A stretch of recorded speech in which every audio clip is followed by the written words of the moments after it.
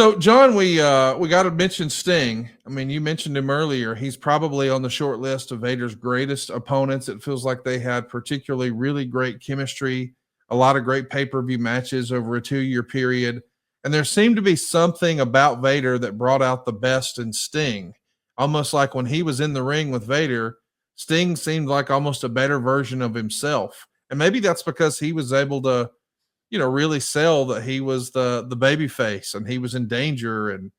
But he also pulled out some cool moves against the big man that really made sense with Vader that maybe they wouldn't with other opponents. You see wrestling differently than we fans do. What was it about those Sting Vader matches that made them so special? Sting finally had a guy that could beat him up.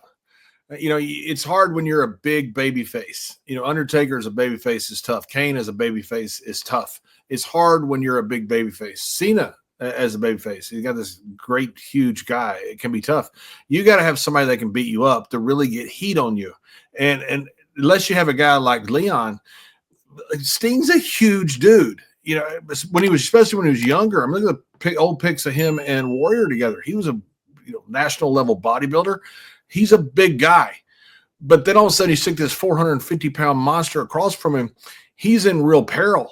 And it just worked perfect. I think Sting, for the first time, got to say, you know what? I get to be a babyface now. I get somebody who can literally beat the shit out of me, and I get to fight from underneath like a babyface is supposed to fight. Yes. It's hard when a babyface is big, and he's not fighting like a babyface is supposed to fight because he's bigger than the heel. When the heel's kind of the guy that almost is fighting from underneath. But when you got a guy like Leon that comes in, now all of a sudden these big guys who are babyfaces, they love it, because they get to be actual baby faces. And I think that's one of the reasons that Sting did so well with Leon. Obviously, Sting's obviously a pretty tough guy, very tough, I guess, however you want to say it. I mean, Leon was in his prime, brother, and he was beating him up, and Sting just sat there and ate it and will come back and had that fire. I thought those matches were they were the best in Sting's career. I thought they were absolutely fantastic. Of course, one of the biggest moments in Vader's career wasn't even when he was winning a match. It's when he was allowing Ron Simmons to become the very first black heavyweight champion. Of course, this happened in WCW.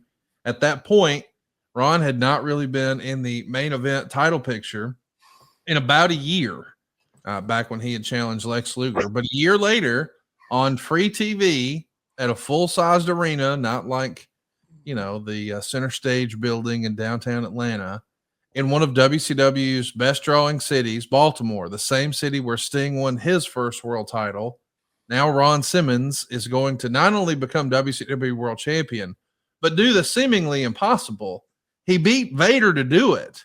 I mean, you want to talk about credibility for Ron Simmons in day one. Now, we all know outside of the confines of the professional wrestling space, Ron Simmons called his own shots in life and still does to this day.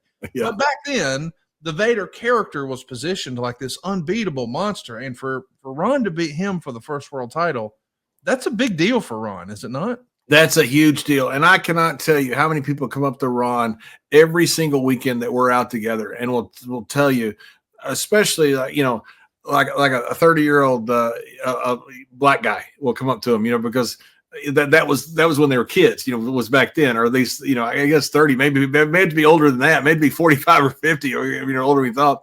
And they'll tell you how much it meant to them, that Ron became the first black heavyweight champion. And it's just, it happens every weekend. People come up to us and, man, I just remember that match.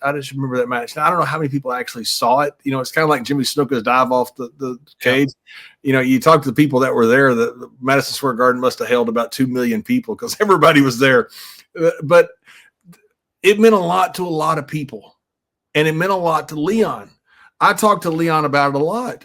Leon was so proud to do that. He loved Ron, and he thought he understood the historic impact it was going to have. Leon was proud to do that. That was something that Leon always kind of put in kind of a notch in his belt that he did, that he was very proud of. And it impacted our business to this day, sent shockwaves through it from that point forward. I mean, if Ron beats almost anyone else for the title, I don't think it feels like it's as big of a deal. I mean, obviously it's a big deal to win the world title, but it just felt like an impossible thing. I mean, that photo that Dave Silva threw up of all the guys in the locker room holding him up on his shoulders. I mean, this is like you had an elder statesman head coach finally win the world title. Like, yeah, I mean, win the national championship. I mean, I'm not saying that Ron was old. I'm just saying it feels like an upset. It feels like a Rudy moment, and it's not. But I'm saying the credibility that getting a win like this is, I mean, it's a big part of Vader's history too, I think. Yeah, I think it is. And Vader was very proud of it. Vader thought about this, and he thought about it a lot. He was really proud that was his role in history. And it was pretty cool to hear Leon talk about it. You know, I talked to Ron about it a lot because when we're out at autograph sessions now, like I say, every single weekend, somebody comes up to Ron and tells him how much that meant to them and how it changed their lives. And that's what people are telling him. I mean, every single week, it was a monumental moment. It was a huge moment in our wrestling's history. And it was pretty cool that you had a guy that was such a wonderful human being like Ron Simmons. I mean, you choose people to break barriers that are better than what's on the other side because that's why you choose them. They're not equal to what's on the other side. They're better. That's, why guys like Ron were chosen. And you have a guy like Leon that was the right guy, the right moment in time, that was just as proud of it as Ron, because I've talked to Leon about it many times. He held that with huge esteem that he was the guy that Ron Simmons beat. What's interesting too is during his WCW run, Vader actually switches up his Japanese affiliation, moving away from New Japan and going to work for the UWFI promotion. And this is like a worked shoot promotion. We're supposed to have a shoot combat sports background. But at this point, Vader has cultivated such a tough guy image in pro wrestling that it's believable, at least from a fan perspective. Have you spent much time watching UWFI? What did you think of their type presentation, and how did Vader fit since he was just a football player and didn't necessarily have a big shoot background? Vader fit like Tank Abbott fit in the early UFC. Yes. I just thought it was a guy that was a brawler, and Tank Abbott certainly fit. He doesn't get robbed on a decision. He probably is the UFC champion. Vader certainly fit as well. Later the UWFI got guys in there that didn't fit, but Vader fit perfectly. He was such a big, tough guy, and he wrestled like a shoot. And if you wrestled him, he probably thought it was a shoot.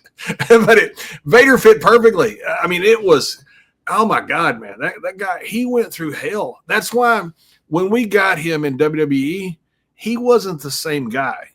He had been through thousands of wars.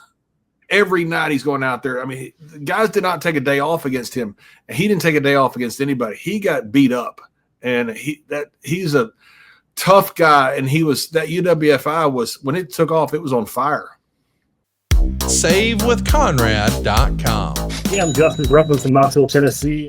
What got me to Save with Conrad was the 83 Weeks podcast. I really wasn't thinking about getting rid of any debt. I just wanted to cash out some equity in the house to do remodeling. But I did both, so that was pretty awesome.